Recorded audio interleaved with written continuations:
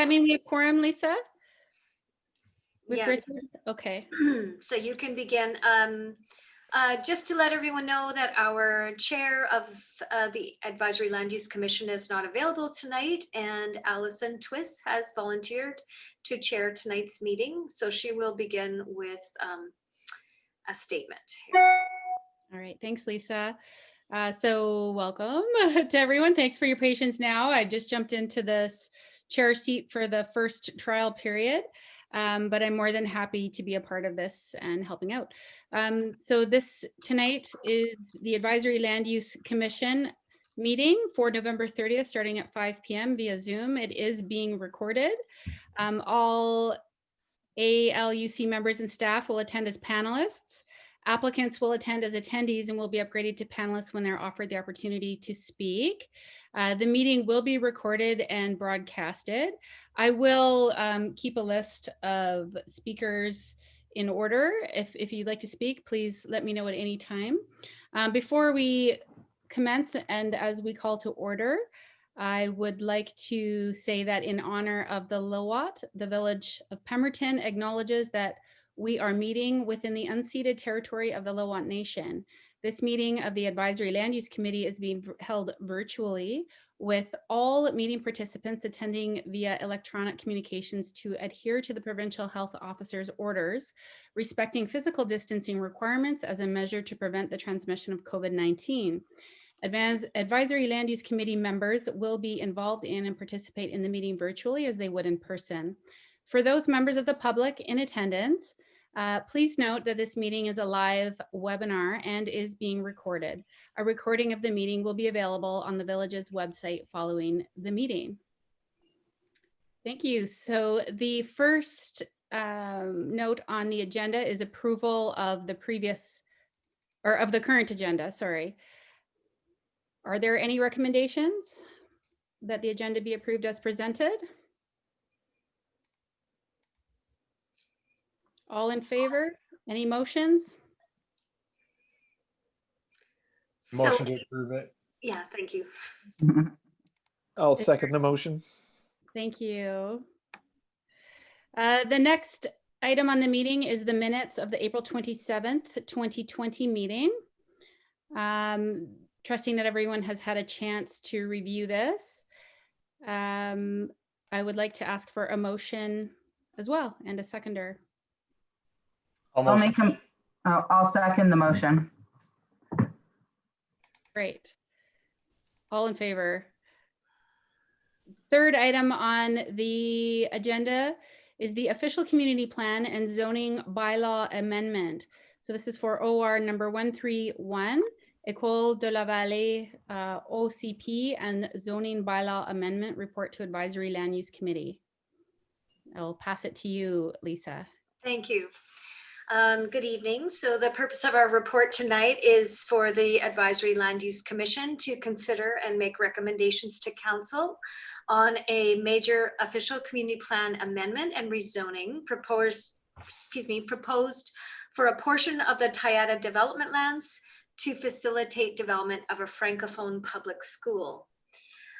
So for a bit of background, the agent for the application, Craig Burns, who is on the call and will speak after me to give his presentation, made application to the Village of Pemberton on behalf of the owner and basically on behalf of School District 93 to make amendments to our OCP and zoning bylaw to facilitate this public school, which will be École de la Vallée.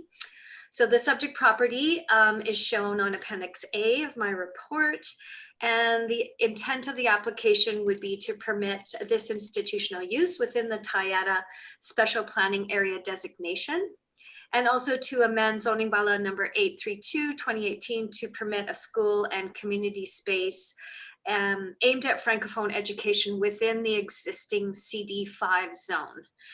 And so as the application involves an amendment to the OCP, Council had to consider under Section 475 of the Local Government Act how they would address early and ongoing consultation So as part of that, staff sent out referrals to a fuller list of referral agencies, including the Ministry of Education and Ministry of Transportation, the Diking District, etc. As well, council required the applicants to hold a public information session. And that public information session was held on Thursday, November the 12th at 5 p.m. And I believe around 45 to 50 people attended that webinar, and it was a great session. We haven't actually received the results of the session yet in writing, but as a staff person, I attended and observed, and it went really well. Lots of good questions, and mostly a lot to do with the timing of how long the OCP amendment and rezoning process would take, and how long the construction of the project might take, etc.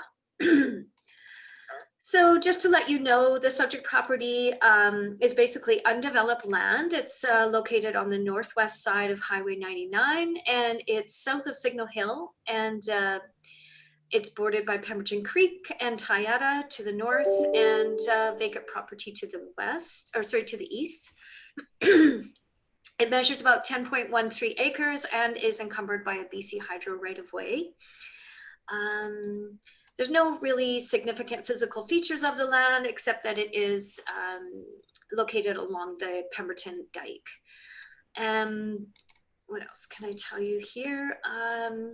So the proposal is to construct a school and a community hub aimed at Francophone education. So the proposed school would serve students in kindergarten to grade 12, and it would be 3 stories and 6,946 square meters in floor area. It's proposed to accommodate approximately 390 students, and would incorporate much needed childcare spaces as well as preschool age programming. Pre and after school care, I believe. So as it would feature a French first language program, it would only be intended for children whose parents are part of the Francophone minority. And this would be followed up with stringent admissions criteria for both the school and the daycare. So a conceptual land, I could share my computer here. No, actually Craig will show you the concept site plan. So site plan was submitted, and we'll let Craig explain that. Access and circulation. This is a really vital part of the application.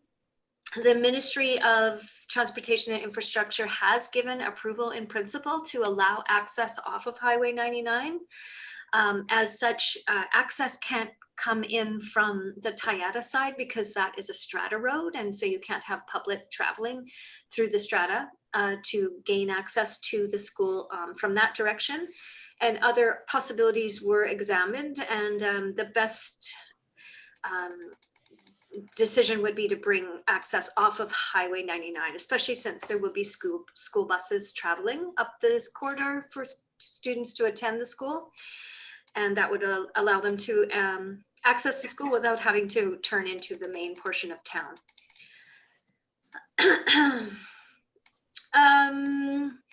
What else can I tell you here? So there will be some CIC expectations. So that's community amenity contribution expectations, just because previously there were some amenities that were covenanted on the title of the land that were removed before the sale of the land could be entered into. And so we believe there will be an expectation on behalf of council to basically replicate some of those amenities that were tied to the property previously. And of course, there'll be some servicing and offsite improvements that will be need to be assessed and modeled by our engineering consultants. So the basically the OCP amendment is supported by our official community plan because of the neighborhood vision of Tayada is that it would allow easy access to places of work, shopping, and community amenities. We talked about the neighborhood having 2 main community gathering points, one within the school and the community garden in the center of the neighborhood, the other in the public park. So this actually allows for even more gathering points within the neighborhood. And the concept plan does speak to having a community garden as part of the proposal. So we did receive a supportive letter from the Ministry of Education. And as I mentioned, the Ministry of Transportation and Infrastructure responded with preliminary approval with some conditions that would need to be addressed. Pemberton Valley Diking District submitted a response in favor. We have yet to hear from the Lillooet Nation, but that's not unexpected because they do have a separate process where land use applications go through their land use committee. And so I'm sure we'll get a response in due course. The SLRD has let us know that their interests are unaffected. There will be a more in-depth review by BC Hydro. They have had a preliminary review and they just wanted to check on the location of some of their circuit towers. Our Village Fire and Rescue Department has reviewed and given their comments.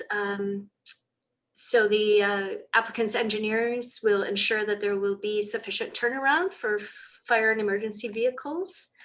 And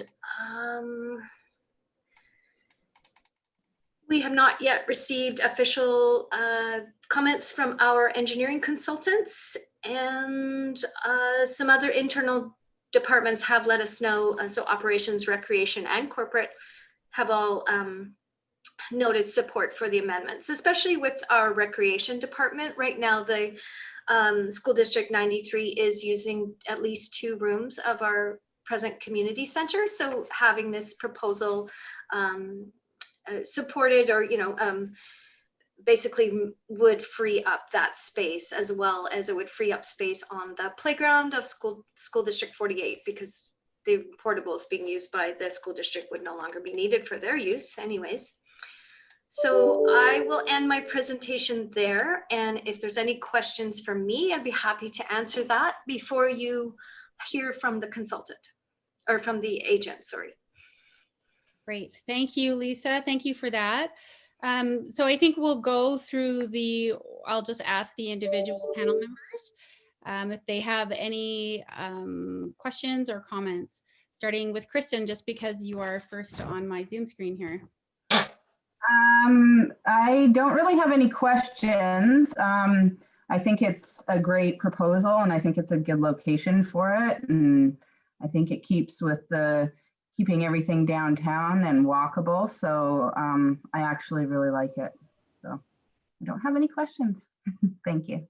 Thanks, Kristen. Richard, any questions or comments?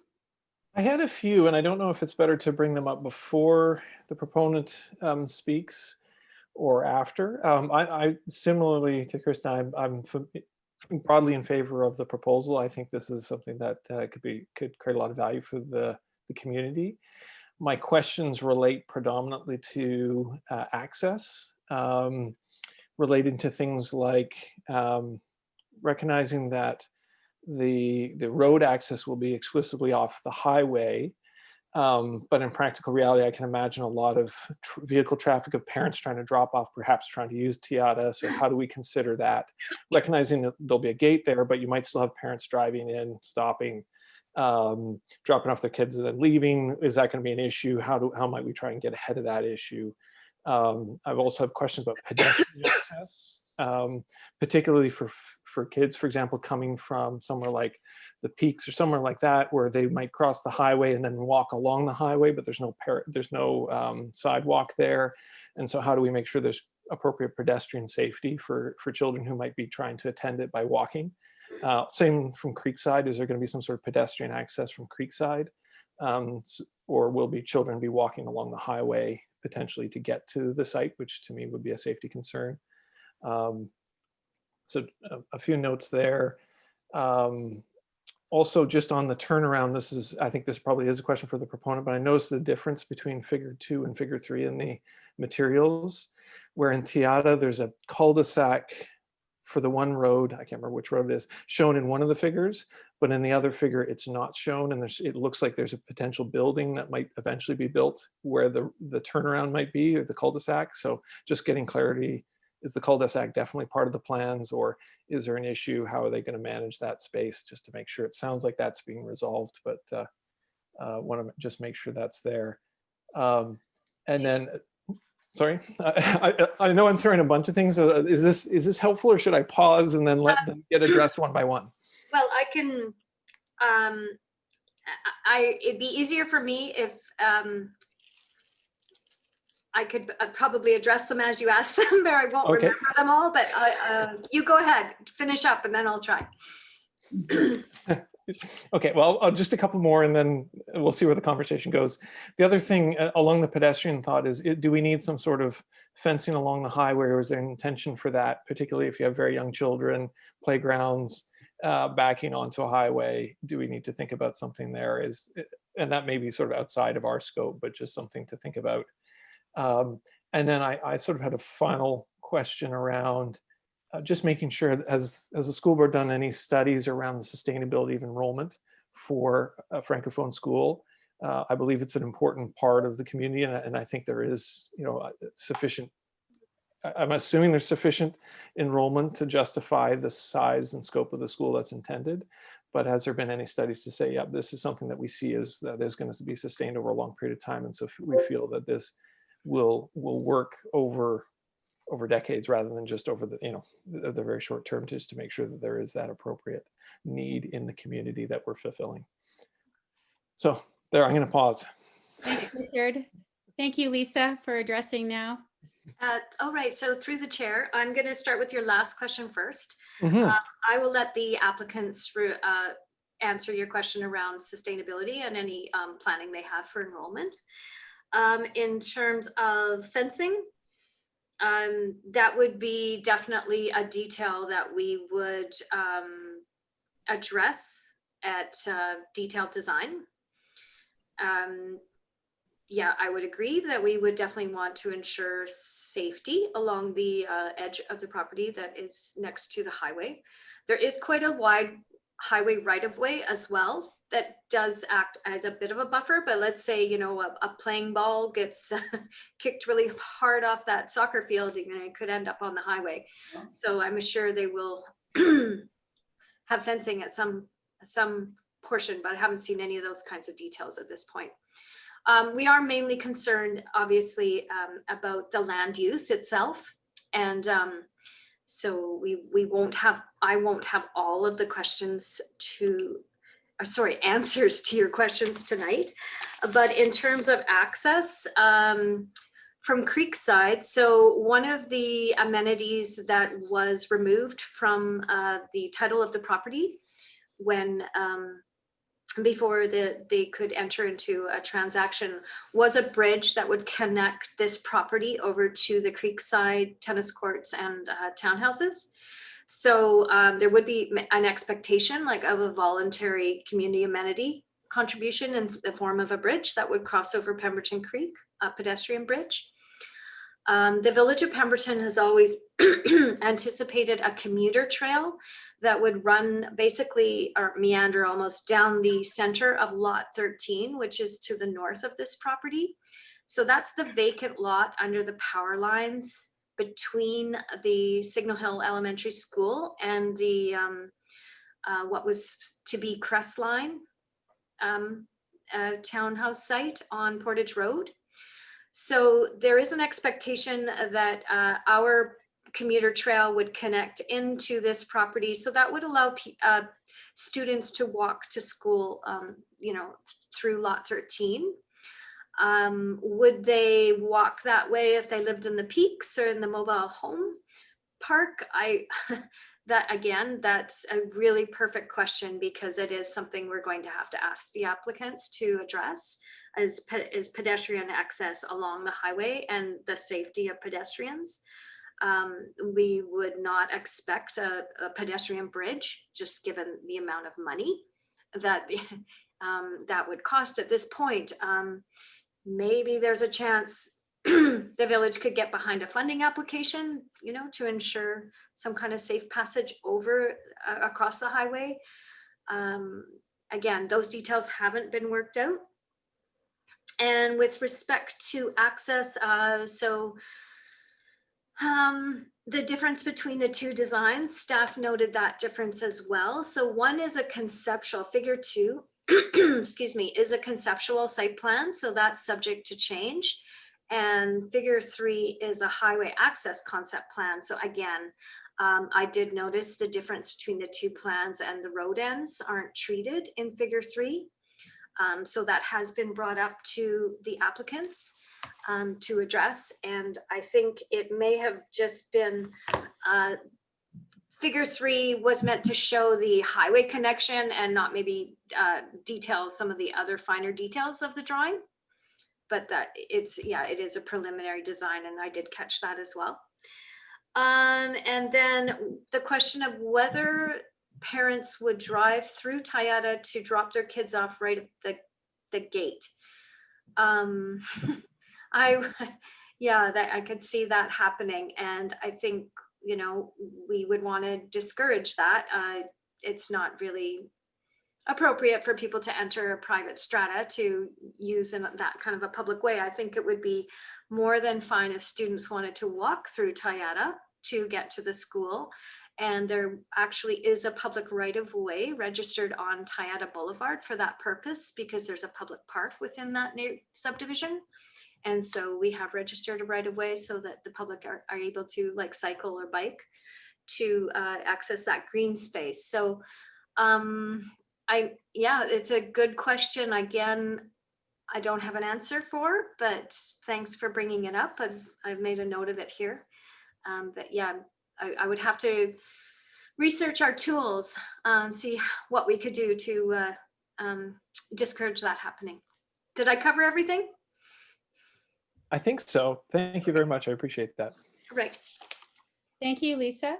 And I will also ask Mark if there are any questions of staff. Following this round, we will provide the applicants an opportunity to speak as well to the questions. Thanks, Allison. No new questions. I'll just second everything that Richard said. The main concern is accessibility, because you're never going to stop parents coming down through Tayada to drop their kids off. So potentially, could we look at a statutory right of way or an easement or something along that? Because that's the biggest issue I see. And then through details or through site design,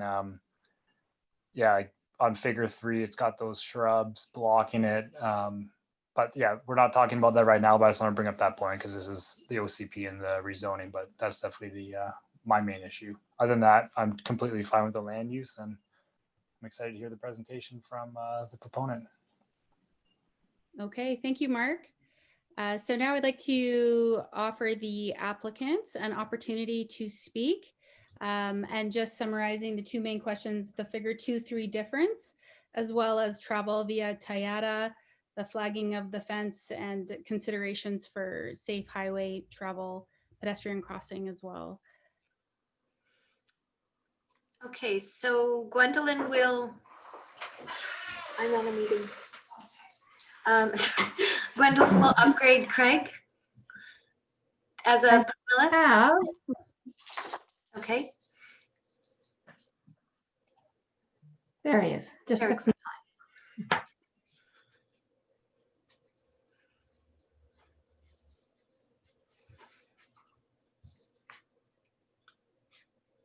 Hello, Craig. We can't see you or hear you.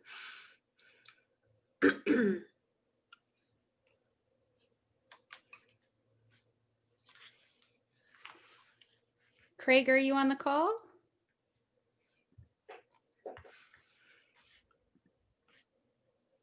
There we go. I can now see the microphone. Hi, Craig. We can see you. It looks like you might be on mute.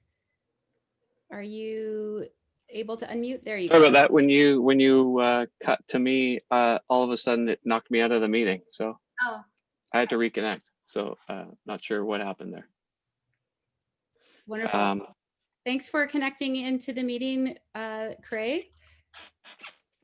And I guess I'm just wondering if the applicants, if the panelists have any questions of the applicant. Oh, I've got a presentation. Oh, you got yeah. them. Can I share my screen?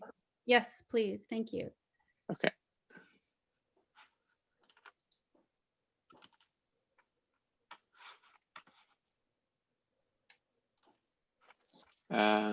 So you're looking at a site plan right now? Mm-hmm.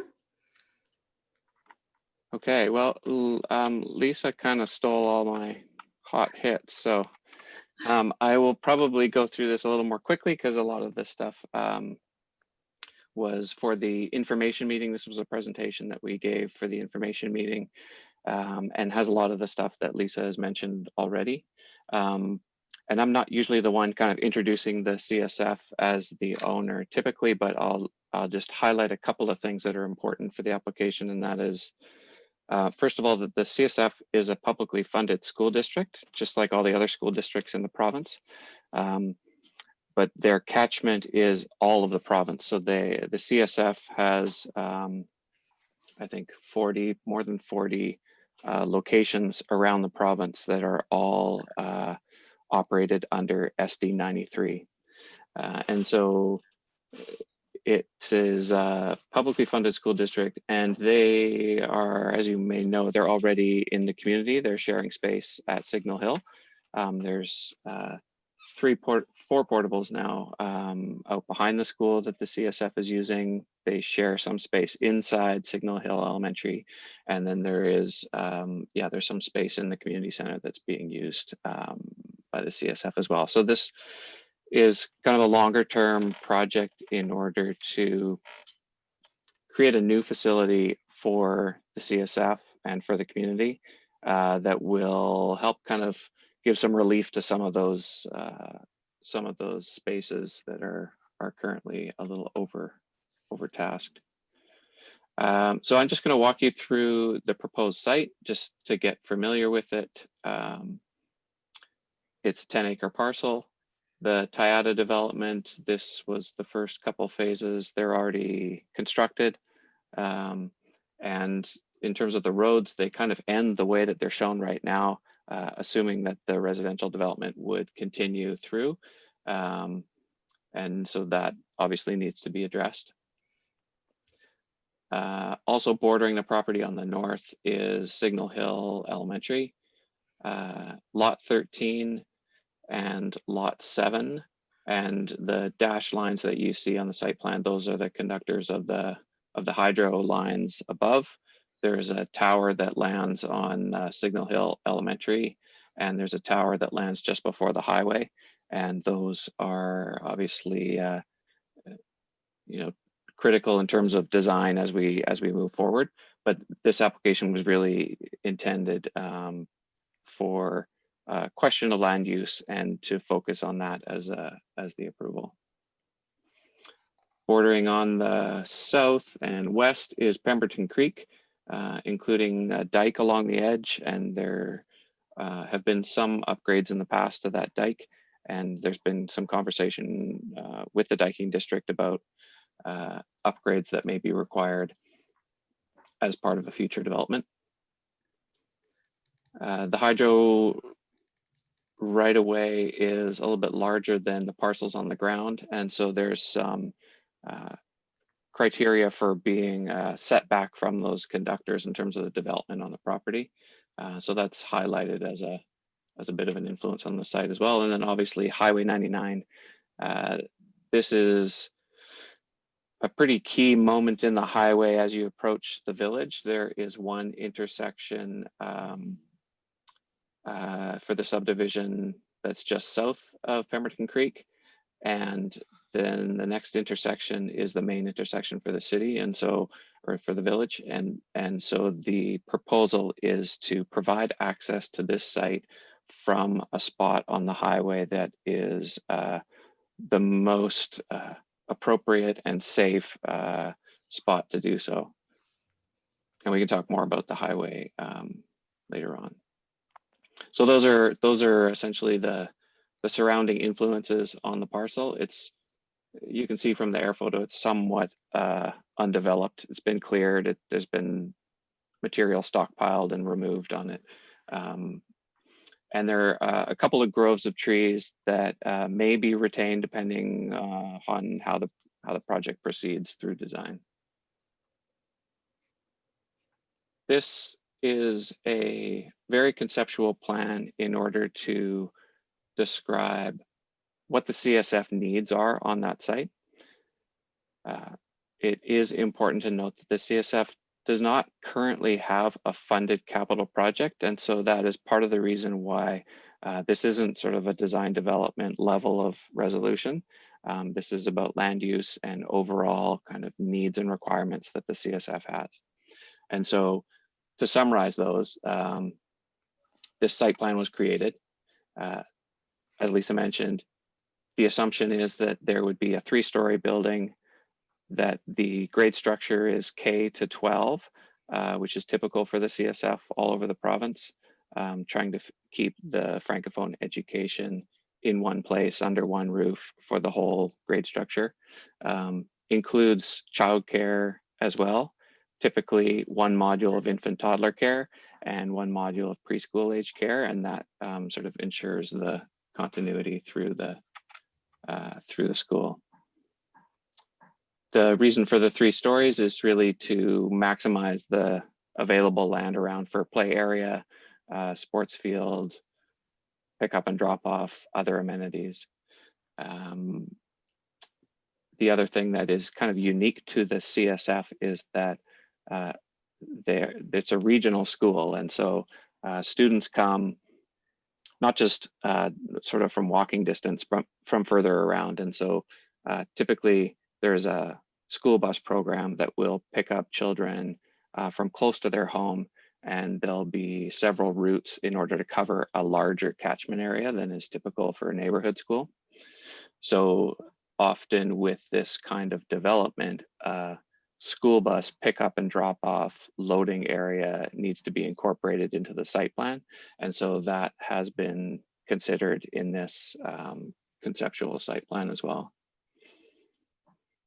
The school facility would include multi-purpose space, federally funded community space, full-size secondary sort of competition level gymnasium and sports field, and other associated playground equipment and hard surface play area, that sort of thing. And at the moment, there's a couple of different options for terminating the existing roads. Currently, there is a design for a temporary hammerhead turnaround as part of the development between phases.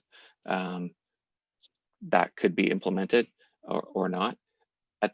That's like I think the important thing to note is that those are really design questions, and so we do have civil consultant and traffic consultant on board, and they are starting to look at road geometry, but that's not something that's been resolved in terms of the land use application. The one thing that has advanced a little bit further is the connection to Highway 99, and the assumption and the hope currently is to have a full movement intersection at Highway 99, but there is a long road, no pun intended, to get approval for that. We've been very lucky to get quick response from Ministry of Highways and a lot of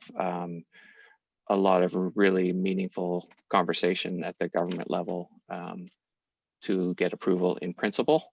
But there's certainly much work to be done in terms of design. Just going through some of the other reasons for why this diagram is shown the way it is. Pemberton Creek is obviously got a potential for flooding, and so there's a flood construction level related to the creek. The building's been set back from the creek in order to optimize the grade as it rises away from the creek. The sports field and play areas, those would be down in the lower areas near the creek. The road location, the intersection is shown roughly equidistant between those two main intersections, and that is for the sake of sight lines and speed control and general highway safety, and that will be sort of fleshed out through design. We talked about the requirement that there be a gate at the Tayada Road. I think the questions that were asked were super relevant and will help us find the right solution. Currently, that needs some attention, obviously, but what is shown on the concept plan is that because the Strata Road does not allow for public access, there would need to be a gate there to prevent it. And so that's the extent of it currently, but through design and through problem solving, I think we'll have to take a look at some other options as well. The other item that has been identified, Lisa talked about commitments that developer had made that may resurface again. And one of them is the community garden. And so there will likely be, through site planning, once we get to that stage, opportunity to land a community garden somewhere on the property. That has been talked about quite a bit. More recently, we've talked about pedestrian connection and the footbridge across the creek. That's currently not shown on this document. The application went in before that really came to the surface, but it's been talked about more recently. And I'm not in a position to sort of promise anything from the development side of things, but it's certainly on the list of items to discuss. Can I ask one question just while we're on that page? Sure thing. Yeah. If you don't mind. And that is underneath the power lines, it's not really labeled what the intended use of that area would be. Is there an intention, for example, of playground space or anything like that? Or how would that land be currently viewed as being used?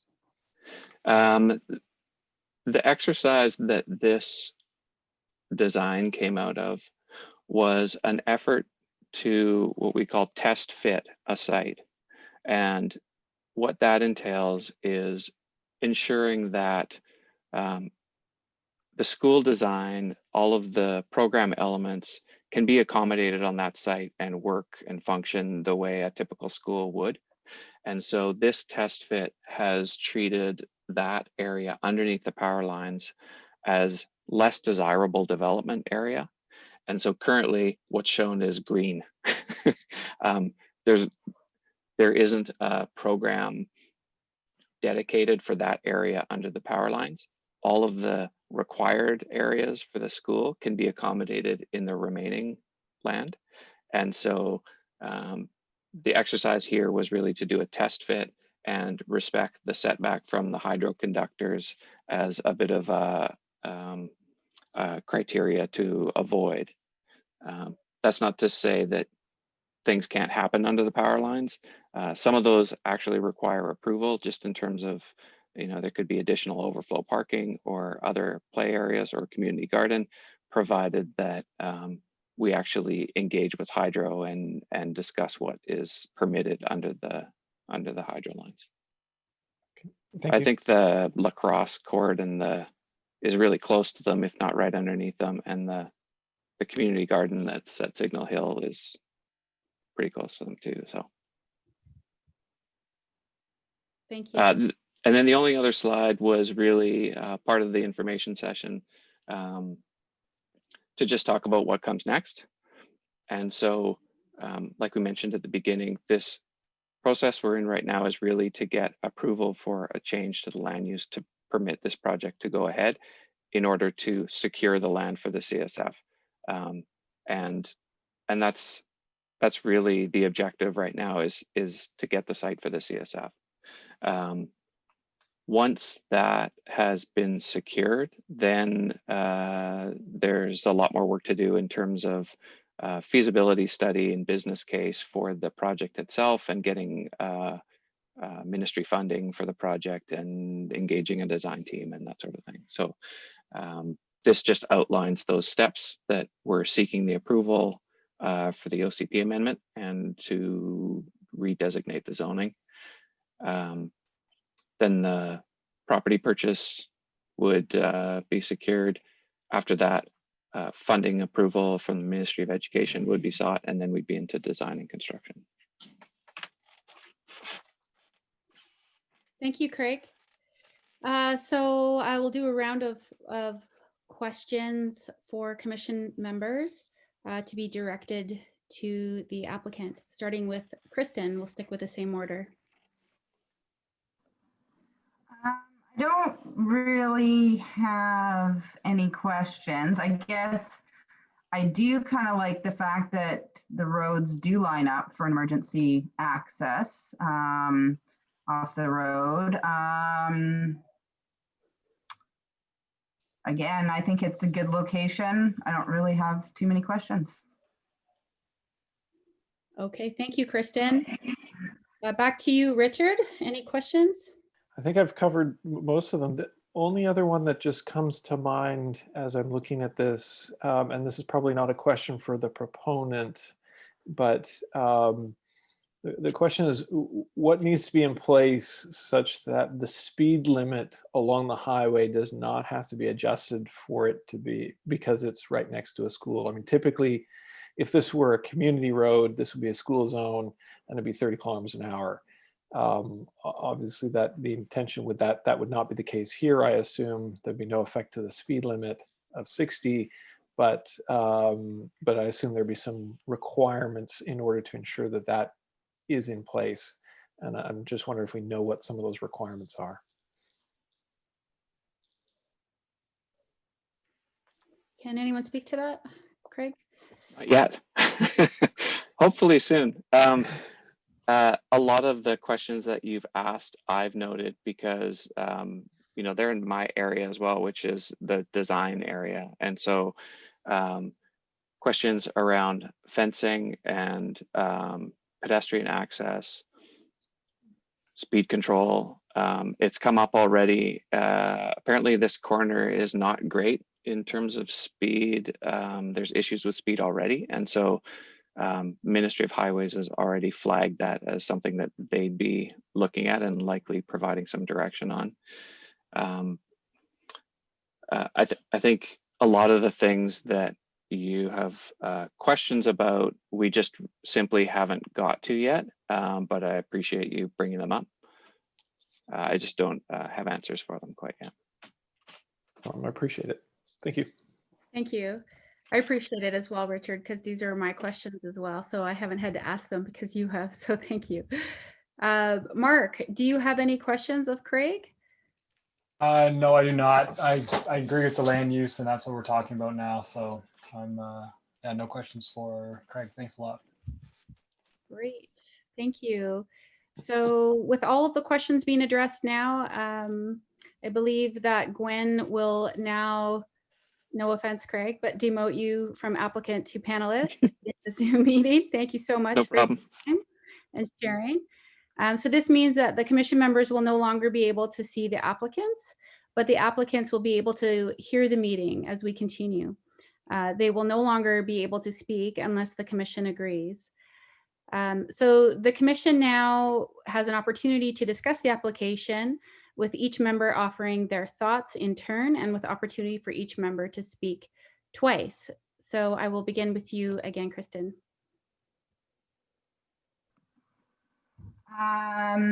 Again, I'd just like to say I'm in favor of the proposal. I think it's a good land use, so I don't really have any other questions or comments. Great, thanks. Richard? I don't think I have anything further. Broadly speaking, I'd say I'm in favor of the application and the land use. So in favor of the amendment to the OCP, recognizing that there are a lot of details still to be worked out and a lot of work to do to figure those out. And it'll be important to, I think, get some of those details right to make sure that ultimately this is something that really delivers the promise that it has, the potential that it has. But I think I'll leave it at that. Great, thank you, Richard. Mark?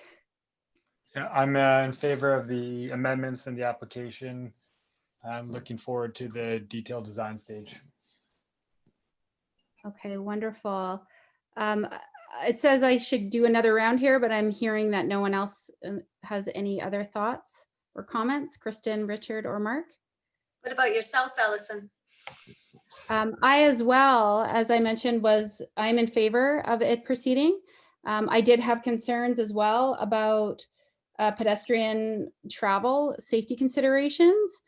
Both access from the Glen, as we see people come along the highway on that route already, on the sort of Petro-Canada side of the highway there, as well as access from Peaks. So I had questions about a full pedestrian walkway, what the civil consultants or the Ministry of Health, or sorry, the Ministry of Transportation would ask in terms of guidelines around that. So I was happy to hear these pieces discussed, even including, it seems simple, but a fence. But I'm happy to know that those design engineering feats will be further discussed and advised appropriately by the Ministry of Transportation as we proceed. And given the context of this meeting is to approve the land use, I am in support of it. So in terms of moving a recommendation to council, sample format for resolution that potentially could apply, I would just like to throw out there, it's been suggested by the staff, is that the Advisory Land Use Commission recommends to council that the application for official community plan amendment and rezoning for the property known as the portion of the Tayada development that fronts Highway 99 be supported, subject to the following conditions. And I've been sort of taking notes, so let me know if I've got this right, Richard.